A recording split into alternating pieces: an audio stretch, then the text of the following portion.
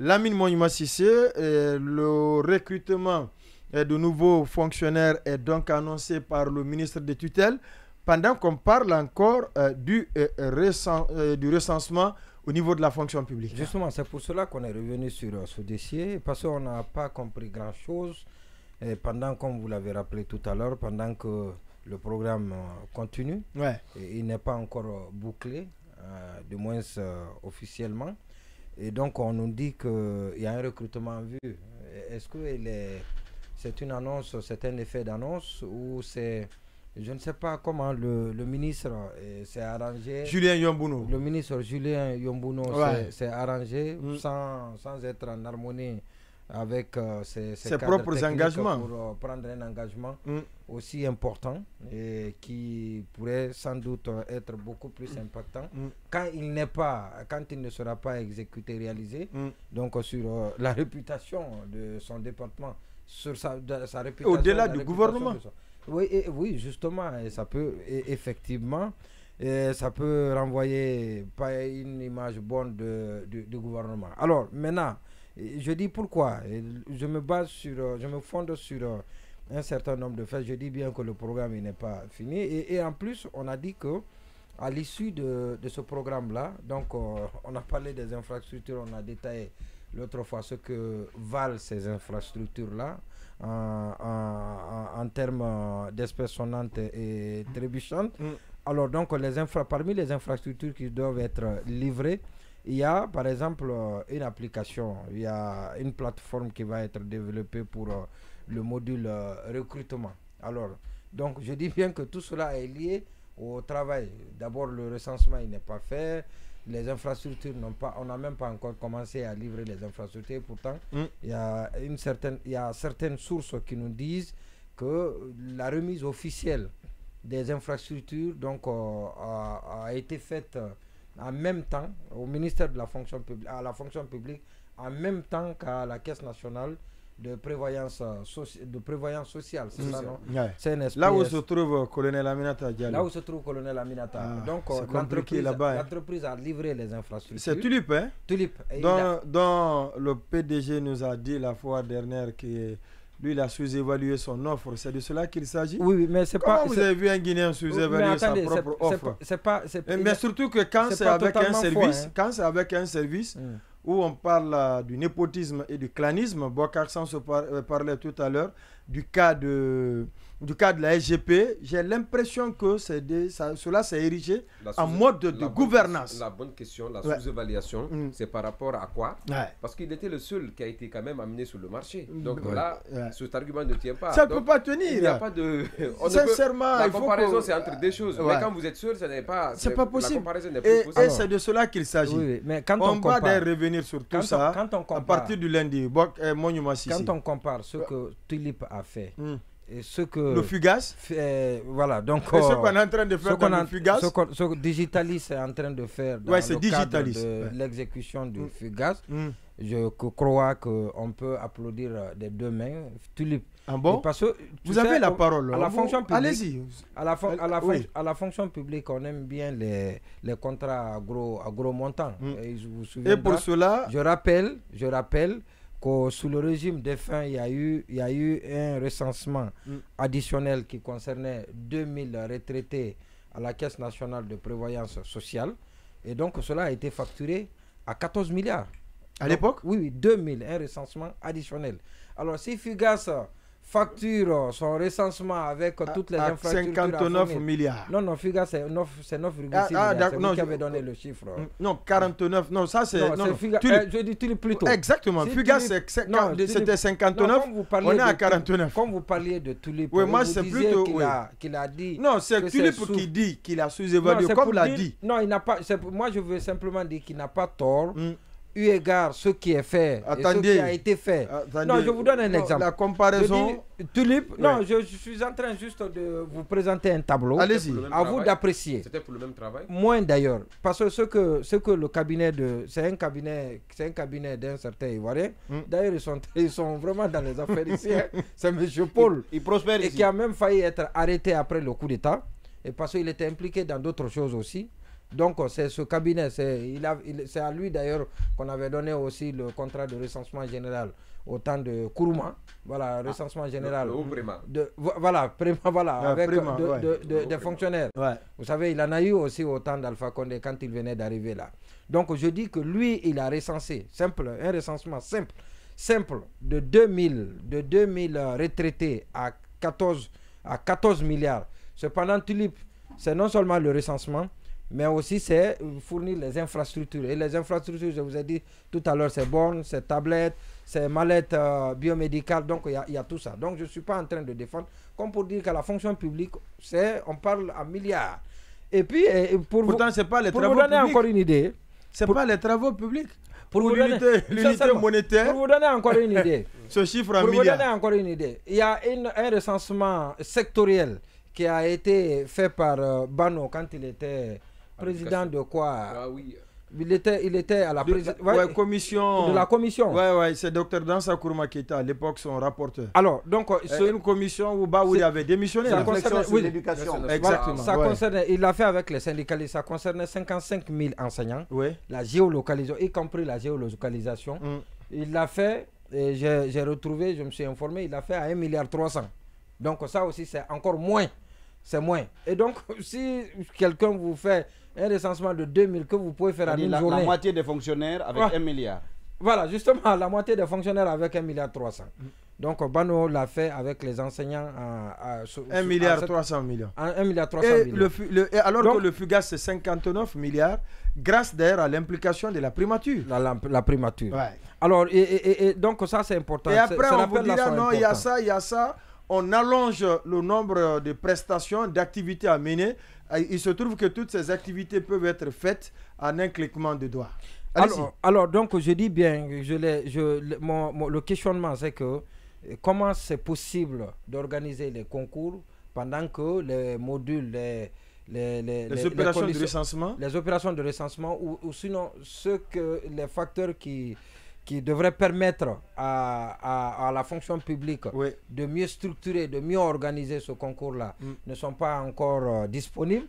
Et donc, ça, c'est une question. Et même quand vous demandez à certains travailleurs de la fonction publique, et c'est effectivement la même question qui revient sur toutes les lèvres. Et parce qu'après, ce qui a été dit, j'ai demandé est-ce qu'il y aura d'autres recensements. Les tablettes qui vont être mises à disposition, voilà, qui vont être mises à la disposition de la fonction publique. Et donc, c'est à partir de cela, les gens vont être formés. Il y a la phase formation. Ça n'a même pas encore commencé. La phase formation n'a pas commencé parce qu'il y a 3 étapes, il y a 4 étapes qui restent encore. D'abord, le recensement, il n'est pas encore totalement fini. Il n'est pas effectif. Il n'est pas encore effectif.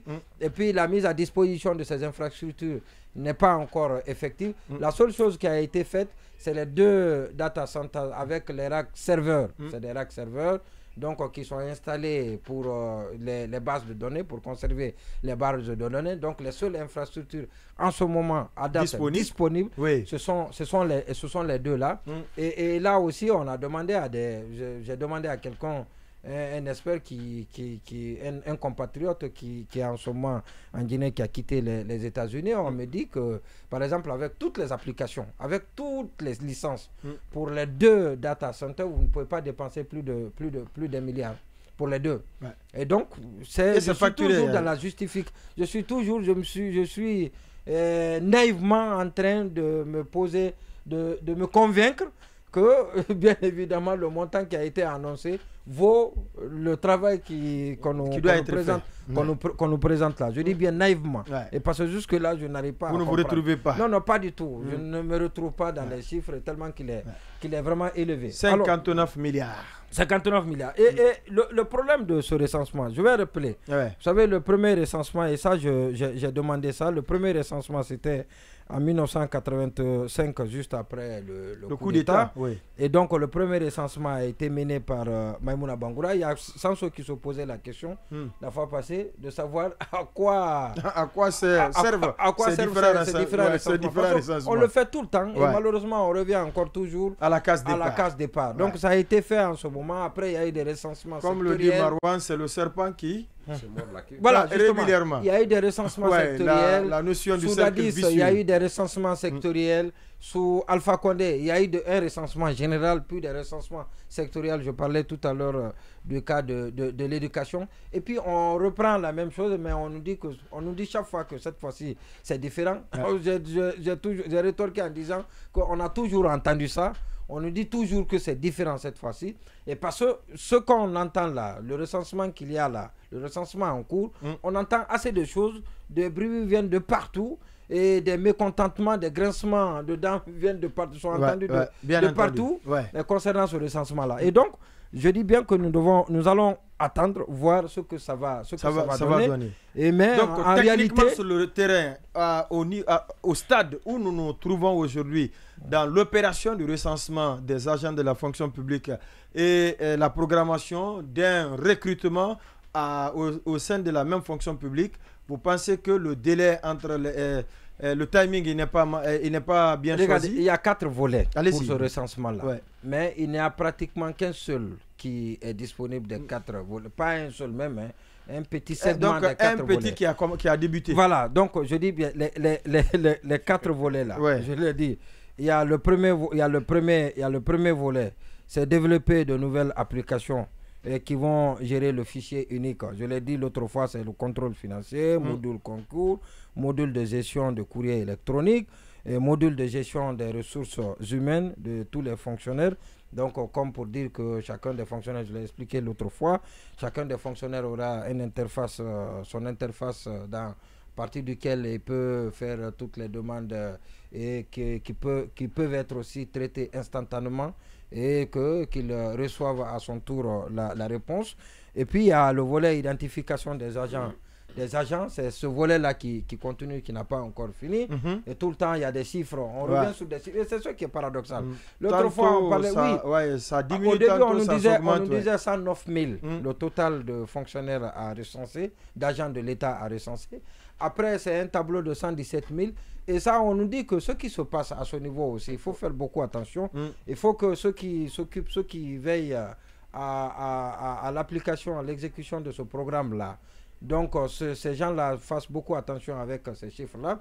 Et parce qu'on peut intentionnellement gonfler les chiffres et demander à l'opérateur de recenser ces chiffres-là. Il se trouve que même le tableau qui est présenté, le tableau de fonctionnaires d'agents de l'État recensés ne soit pas le bon tableau. Et dans ce tableau aussi, on doit épurer, dont il a été décidé d'épurer des fictifs et d'autres personnes. Donc il peut y en avoir encore d'autres fictifs. Et donc à cause de vous savez, ces derniers temps, depuis quelques années, et ça depuis sous Alpha Condé, les plus gros détournements qui ont été faits en Guinée, là, c'était à partir du titre de salaire. Et vous avez vu comment ça a été... Comment ça gonflait. Et parce que c'est le seul qui était autorisé jusqu'à la fin du régime d'Alpha Condé, tout dernièrement, tout était autorisé par lui. Et voilà, on lui envoie par WhatsApp et tout ça là. Voilà. Donc on n'est pas encore arrivé à ce niveau.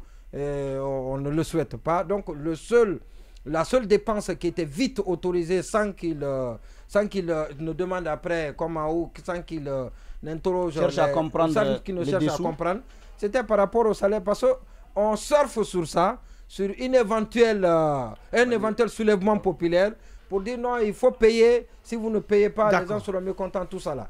Donc on craint que cette leçon-là, et même maintenant là, le salaire, on ne blague pas au salaire, et donc que ça ne rime pas à grand-chose. Et donc c'est important. Pendant ce temps, il y a un communiqué qui est sorti. Le communiqué est signé du ministre Julien Yombono. Donc je l'ai dit tout à l'heure que c'est un peu difficile. Je ne sais pas comment le concours va être organisé. Ou ça va être encore un concours bâclé. Ou je ne sais pas si c'est pour servir à quel agenda. Ça, je ne saurais le dire. Et ça va sortir en quelle année le résultat après le concours? Parce que des fois, ça peut prendre 2 ans, 3 ans. Oui, mais Julien Yombono, j'ai pu déceler quelque chose de très grave. J'ai pu déceler quelque chose de très grave. Parce qu'on nous a révélé dans ce courrier les régions, les localités où les concours doivent se tenir. Dans ces localités-là, moi j'ai vu Guéguédou. je veux savoir à quel titre Guéguédou a été choisi. Parce que si c'est les régions administratives, les capitales des régions administratives, Guéguédou n'est pas une capitale. Non, Guéguédou n'est ni capitale. Il n'est pas capitale de région administrative. Non, des régions naturelles, ni capitale de région administrative. Donc, c'est important. Pas chef-lieu de région. Et vous savez qu'à la nomination des DAF, vous savez, le débat, on n'aime pas le tenir, mais à la nomination des DRH plutôt, il y a une accusation, il y a un reproche qui a été fait à Julien Yombouno. Et c'est Marouane d'ailleurs qui est venu ce jour-là avec une liste et avec une démonstration absolument accablante pour le ministre. Contre le ministre. Oui, mais il ne faut pas qu'il donne raison à ceux qui pensent que c'était pas un acharnement, mais il faut plutôt qu'il conforte la position de ceux qui disent que c'est un acharnement contre sa personne, mais ce dernier communiqué n'est pas en train de le démontrer, c'est très grave de sa part.